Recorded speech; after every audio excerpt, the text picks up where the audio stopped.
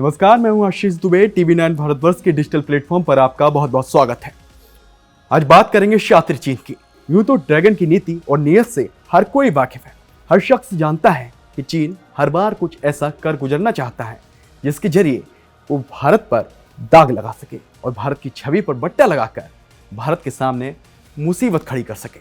इस बार भी ड्रैगन की सरकारी मीडिया ने कुछ ऐसा ही किया है और भारत पर साइबर अटैक करने के आरोप लगा दिए हैं। एलएसी पर तनाव के बीच जब भारतीय सेना के सामने चीन को मुंह की खानी पड़ी थी तो ड्रैगन ने भारत के लिए साइबर हमलों की साजिश रची थी और बाकायदा चीन की ओर से इन हमलों को अंजाम भी दिया गया था। लेकिन इसके उलट अब चीन ने कुछ और दावा कर दिया है और वहां के सरकारी मीडिया ने भारत पर ही साइबर हमलों के गंभीर आरोप लगा दिए हैं। दरअसल ग्लोबल टाइम्स की रिपोर्ट के मुताबिक चीन की साइबर सुरक्षा कंपनी एंटी लैब्स ने एक रिपोर्ट प्रकाशित की है जिसमें कहा गया है कि दिल्ली में मौजूद कुछ सक्रिय हैकर्स चीन और पाकिस्तान की सरकारी एजेंसियों और रक्षा विभागों के खिलाफ साइबर हमले कर रहे हैं।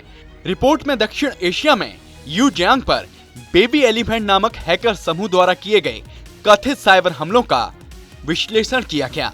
एंटी लैब्स के उप प्रमुख इंजीनियर ली बेसोंग ने कहा है कि उन्होंने पहली बार 2017 में बेबी एलिफेंट की गतिविधियों का पता लगाया था। ये उस दौरान की गतिविधियां हैं जब दक्षिण एशियाई देशों के सैन्य रक्षा विभागों पर बड़े पैमाने पर साइबर हमले हुए थे।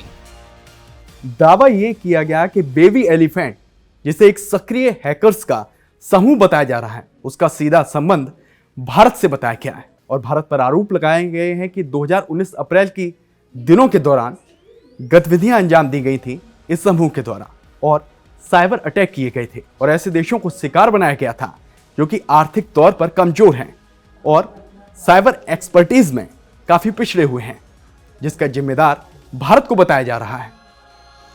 बेबी एलिफेंट के साइबर हमलों को दक्षिण एशिया, एशिया प्रशांत क्षेत्र की साइबर सुरक्षा के लिए बड़ा खतरा बताया गया है और ये कोई नया मामला नहीं है कि जब एंटी लैब्स ने ऐसे चौंकाने वाले दावे किए हों।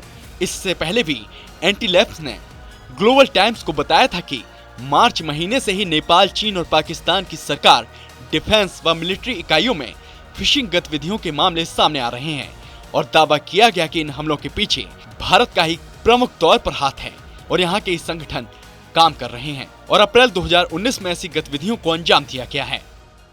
सच को पूरी दुनिया जानती है, जिसकी तस्दीक यूएससीसी की रिपोर्ट में भी हो गई थी और चीन की शातिर चाल बेनकाब हो गई थी। दरअसल यूएससीसी यानी कि अमेरिका चीन economic and security review commission की रिपोर्ट को अमेरिकी संसद में पेश किया गया था, जिसके मुताबिक खुद को भारत के साइबर हमलों का पीड़ित बताने वाला चीन ही भारत पर सिलसिलेवार साइबर हमलों को अंजाम देने का गुनहगार था। इस रिपोर्ट में दावा किया गया था कि साइबर हमले के दौरान हैकर्स ने उसी तकनीक का इस्तेमाल किया है जिसकी मदद से चीन की सेना अपने मंसूबों को अंजाम देती है। साफ है कि चीन भारत के खिलाफ जहर उगलने का कोई भी मौका खोना नहीं चाहता, मगर उसके ये इरादे फिलहाल तो कामयाब नहीं होने वाले।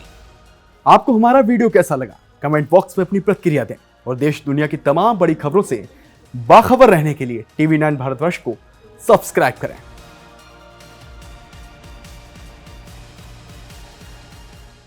देश बनता है अपने नागरिकों से, ऐसे नागरिक जो अधिकार के साथ कर्तव्य पर भी ध्यान दें, जो सच्चाई का आदर करें लेकिन असत्य से लड़ना भी सीखें, जो सिर्फ जानकार न बने बल्कि जागरूक भी रहें। इस काम में टीवी9 डिजिटल है आपका मददगार लगातार, ताकि आप भीड़ का हिस्सा न बने बल्कि राह दिखाएं भीड़ को। देखते रहिए टीवी9 डिजिटल।